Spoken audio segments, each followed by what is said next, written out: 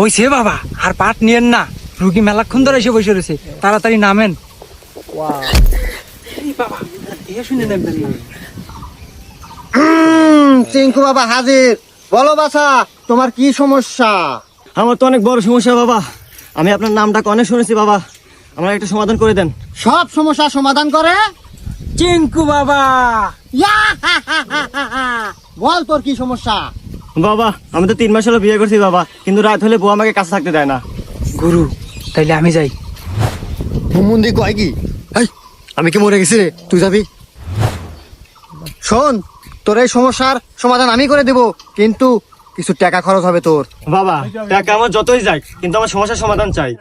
শোন, তাইলে আজকে বাড়িতে যাবি, 3টা পাটি ছাগল কিনবি,